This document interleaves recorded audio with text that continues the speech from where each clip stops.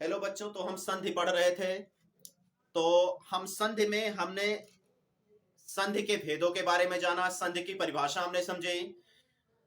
तो हमने संधि की परिभाषा भी समझ लिया, संधि के भेदों के बारे में हमने जान लिया। तो अब हम संधि के प्रकारों में स्वर संधि के बारे में हम पढ़ रहे हैं, शुरू कर रहे हैं। तो स्वर संधि क्या होता है? हमने बताया था कि जब प्रथम पद का अंतिम वर्ण कोई स्वर हो तथा दूसरे पद का प्रथम वर्ण भी कोई स्वर हो और दोनों के मेल से जो विकार होगा वहां पर क्या होगी? स्वर संधि होगा। यानी प्रथम पद का अंतिम वर्ण मिला स्वर होगा और दूसरे पद का प्रथम वर्ण भी जब स्वर होगा और दोनों को मिलाया जाएगा तो ऐसी दशा में क्या होगा? कौन सी संधि होगी? स्वर संधि। अब स्वर संधियां 5 प्रकार की होती हैं। तो बेटा यहां हमने क्या किया है, जो कि आपका एग्जाम बहुत नजदीक है, इस वजह से हमने शॉर्टकट में पढ़ाना शुरू किया, थोड़ा सा ट्रिक वाइज हमने पढ़ाना शुरू कर दिया है। अगर आप इतना पढ़ लेंगे, मान के चलिए कि आपका ऑब्जेक्टिव भी तैयार हो जाएगा और सब्जेक्टिव भी तैयार हो जाएगा, यानी डिस्क्रिप्टिव भी तैयार हो जाएगा और सब्जेक्ट क्या नाम है, ऑब्जेक्टिव भी तैयार हो जाएगा।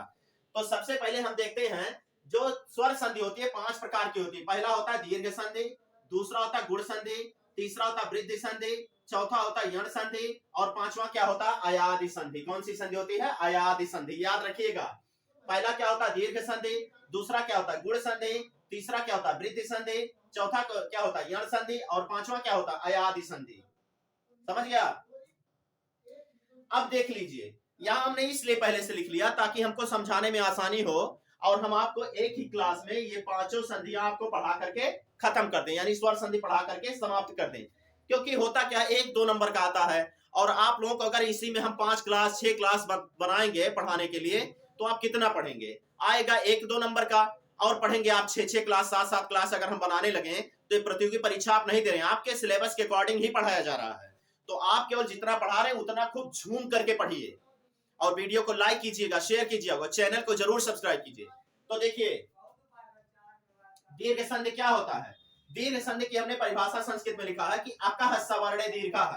अकः मीन्स अक प्रत्याहार, सवर्णे मीन्स समान स्वर और दीर्घ मीन्स उनका दीर्घ रूप हो जाता है। मतलब क्या कि जब कोई दो समान स्वरों को आपस में मिलाया जाता है तो क्या बन जाता है? एक उसका दीर्घ रूप बन जाता है। तो क्या, जैसे देख लीजिए, मान लीजिए हस्व है तो हस्व में जब हस्व मिलाएंगे तो क्या हो जाएगा? दीर्घ।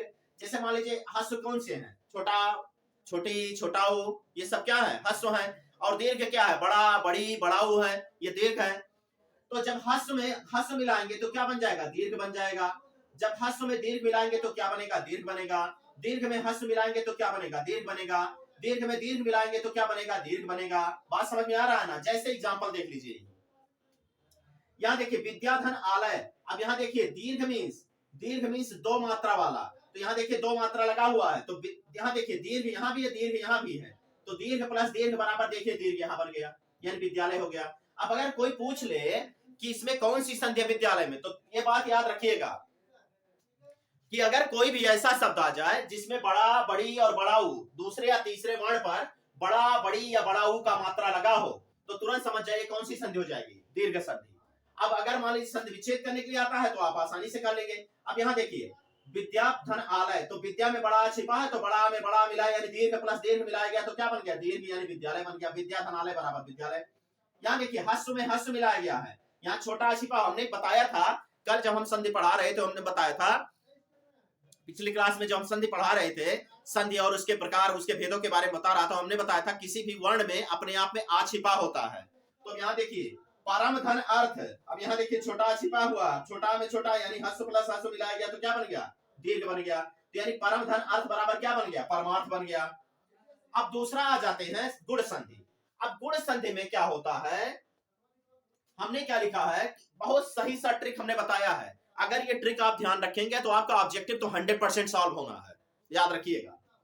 जैसे देख लीजिए, इसमें द्वितीय या तृतीय वर्ण पर ए, ओ या आर, आर माने री की मात्रा लगी होती है। क्या होता है? इसमें द्वितीय या तृतीय वर्ण पर मान लीजिए कोई शब्द आता है तो उसके दूसरे या तीसरे वर्ण पर क्या लगा रहेगा? या तो ए की मात्रा, या तो ओ की मात्रा, अथवा फिर री की मात्रा यानी आर की मात्रा लगी रहती है। जैसे यही देख लीजिए, हमने लिखा है गण धन ईश। अब यहाँ देखिए छोटा छिपा है, आ में ई मिलाया गया तो क्या बन गया? गणेश। देखिए दूसरे वर्ण पर लगा है, यानी गणेश के दूसरे शब्द पर क्या लगा है? तो गणेश नामक शब्द पर के दूसरे वर्ण पर क्या लगा है? ए की मात्रा लगी हुई। यहाँ देख लीजिए महाधन ईश बराबर क्या बन गया? महेश। यहाँ देखिए महाधन ऋषि बराबर महर्ष। देखिए तीसरे वर्ण पर ई की मात्रा लगी है।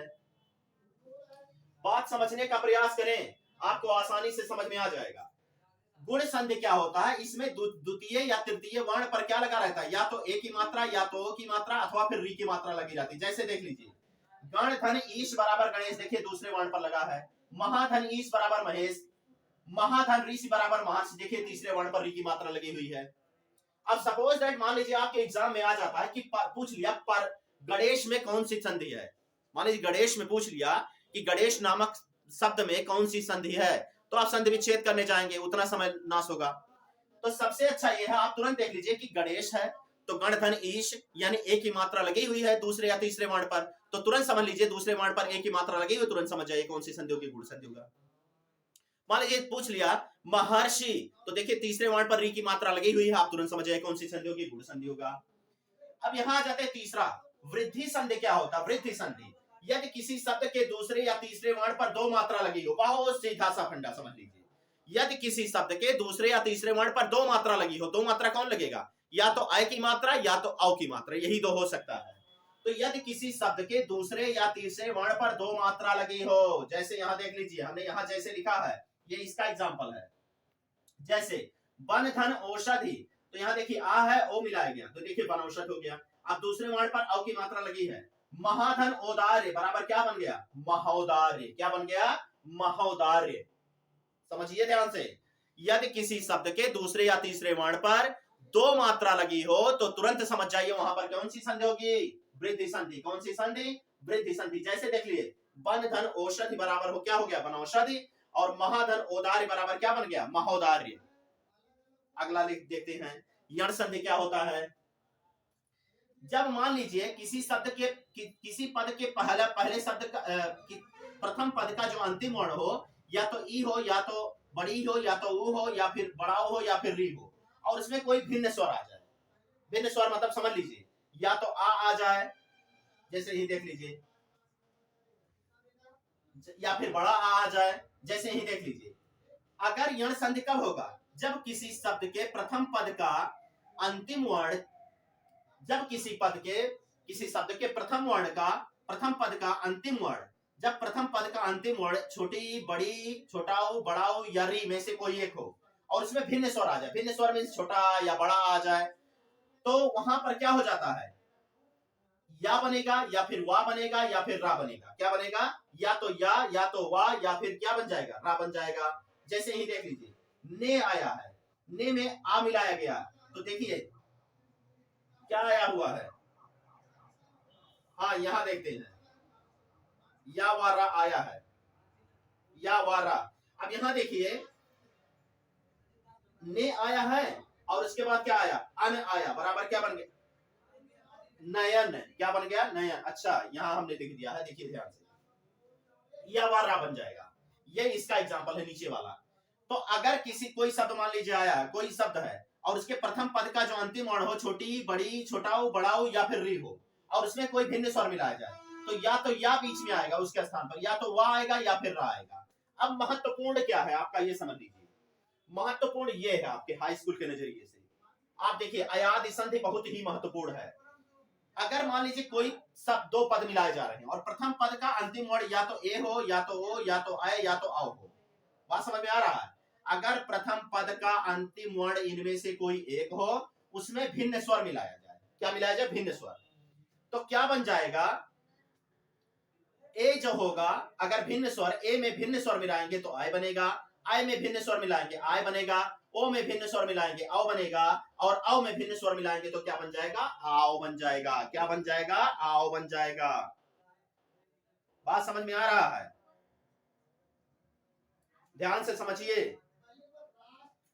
ए का आय बनेगा, आय का क्या बनेगा, आओ आओ बन जाएगा, आय बन जाएगा, और फिर क्या बनेगा, ओ का आओ बन जाएगा, और औ का क्या बन जाएगा, आओ बन जाएगा। ए का आय का आय, ओ का क्या बन जाएगा, आओ, और औ का क्या बन जाएगा, आओ बन जाएगा। क्या बन जाएगा, आओ बन जाएगा।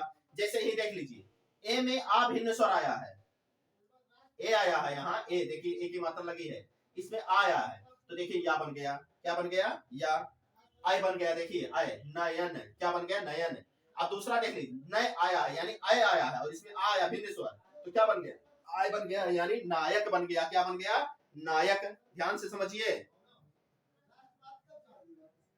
नय धन अक बराबर क्या बन गया, नायक, और ने धन अन बराबर क्या बन गया, नयन। क्या बन गया, नयन। तो फिर से समझ लीजिए, जो स्वर संधि होता है, स्वर संधियां मुख्य रूप से 5 प्रकार की होती है। पहला होता है दीर्घ संधि, दूसरा होता है गुण संधि, तीसरा क्या होता है, वृद्धि संधि, चौथा क्या, सॉरी, पहला होता है दीर्घ संधि, दूसरा होता है गुण संधि, तीसरा क्या होता है, वृद्धि संधि, चौथा क्या होता है, यण संधि, और पांचवा क्या होता है, अयादि संधि। अब जो दीर्घ संधि होता है, अकह सवर्णे दीर्घा, यानी क्या होता है, अकह मींस अक प्रत्याहार, और सवर्णे मींस होता है समान स्वर, और दीर्घ मींस उनका दीर्घ रूप हो जाता है। यानी क्या होता है, जब दो समान स्वरों को आपस में मिलाते हैं, तो चाहे हस्स को हस्स से मिलाए, या फिर हस्स को दीर्घ से, या फिर दीर्घ को दीर्घ से, या फिर हस्स को दीर्घ से, या फिर दीर्घ को हस्स से मिलाए, दीर्घ ही बनेगा। जैसे ही देख लीजिए, हमने विद्याधन आलय, यहाँ देखिए, जो बड़ा बड़ा यानी दीर्घ प्लस दीर्घ बराबर दीर्घ बन गया है, हस्स प्लस हस्स बराबर दीर्घ बन गया है, यानी विद्याधनालय बराबर विद्यालय बन गया, परम धन अर्थ बराबर क्या बन गया, परमार्थ। दूसरा हमने गुण संधि बताया कि गुण संधि की प्रमुख विशेषता ये होती है कि दूसरे या तीसरे वर्ण पर ए, ओ या फिर री यानी अर की मात्रा लगी जाती है। जैसे देख लीजिए, गण प्लस ईश बराबर देख लीजिए गणेश, ये देखिए ए की मात्रा लगा, महाधन ईश बराबर महेश, महाधन ऋषि बराबर महर्षि, देखिए तीसरे वर्ण पर ई की मात्रा लगी है। अब हम बात करते हैं यण संधि की। यण संधि में क्या होता है, जब छोटी या बड़ी में, या छोटा उ अथवा बड़ा उ में, या फिर री में क्या मिलाते हैं, कोई भिन्न स्वर मिलाते हैं, तो बनता क्या है, या वा रा बन जाता है। अब आपके नजरिए से यहाँ क्या है, अगर हम बात करें, अच्छा वृद्धि संधि छूटा हुआ है, वृद्धि संधि क्या होता है, वृद्धि संधि का सबसे आसान सा पहचान, यदि किसी शब्द के दूसरे या तीसरे वर्ण पर दो मात्रा लगी हो, बहुत आसान, ऑब्जेक्टिव टाइप क्वेश्चन बहुत आसानी से हल हो जाएगा। जैसे वन धन औषधि बराबर क्या बन गया, वनौषधि, देखिए दूसरे वर्ण पर क्या लगा है, ओ, औ की मात्रा लगी है। महाधन औदार्य बराबर क्या बन गया, महोदार्य बन गया, क्या बन गया, महोदार्य। अगला हम देखते हैं अयादि संधि। अयादि संधि क्या होता है, जब ए, ओ अथवा औ में कोई भिन्न स्वर मिलाया जाए, तो ए का क्या बन जाएगा, आय, आय का क्या बनेगा, आय, और ओ का क्या बनेगा, औ, और औ का क्या बन जाएगा, आओ बन जाएगा। जैसे ने धन अन बराबर क्या बन गया, नयन, और नय धन अक बराबर क्या बन गया, नायक। क्या बन गया, नायक। तो ये आपका स्वर संधि समाप्त हो गया। और आप बढ़िया से पढ़िए, थोड़ा हम शॉर्टकट में पढ़ा रहे हैं। आप लोग का एग्जाम बिल्कुल 16 फरवरी से होने वाला है, तो आप अच्छे से, हमारे अवधेश सर ने बताया भी था कि कैसे कैसे एग्जाम का शेड्यूल है। आपके प्रैक्टिकल का शेड्यूल भी आ गया है, प्री बोर्ड का एग्जाम भी मतलब शुरू होने वाला है, शुरू हो गया है, और आपका बोर्ड का एग्जाम भी 16 फरवरी से 4 मार्च तक होगा। तो आप अच्छे से पढ़िए और बढ़िया से मस्त रहिए, चुस्त रहिए, दुरुस्त रहिए। वीडियो को लाइक कीजिए, शेयर कीजिए, और चैनल को जरूर सब्सक्राइब कीजिए। धन्यवाद।